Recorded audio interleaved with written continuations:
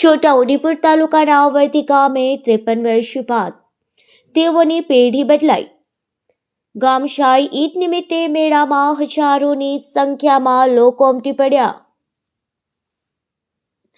છોટાઉદેપુર તાલુકાના તેજગઢ પાસે આવેલા વર્ધી ગામે 53 વર્ષ બાદ તેઓની પેઢી બદલાઈ છે.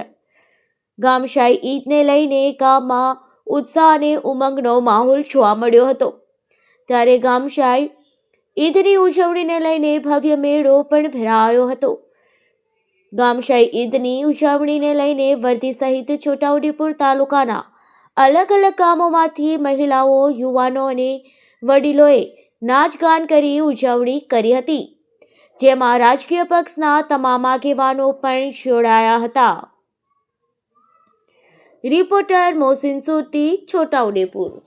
આજરોજ વર્ધી ગામની અંદર 53 વર્ષ બાદ દેવોની પેઢી બદલીનો ગામશાહી ઈદનો મેળો ઉજવાઈ રહ્યો છે. ગામના તમામ તથા આજુબાજુના તમામ આદિવાસી ભાઈઓ, નાગરિકો અને બહેનોને ખૂબ જ ઉત્સાહપૂર્વક મેળાની અંદર નાચગાન કરી રહ્યા છે.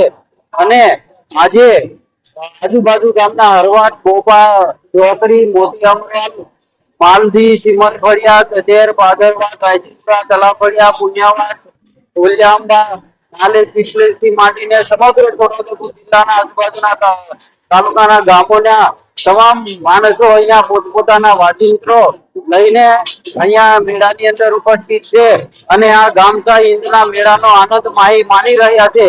ગ્રામજનો અને આજુબાજુના ગામના માણસો મેળાની અંદર ખૂબ ઉત્સાહપૂર્વક નાચી રહ્યા છે. તે સમગ્ર વર્ધી ગામમાંથી આજુબાજુના ગામોમાંથી પધારેલા તથા જે મહેમાનો અહીંયા આવીને મેળાની શોભામાં વધારો કરી રહ્યા છે.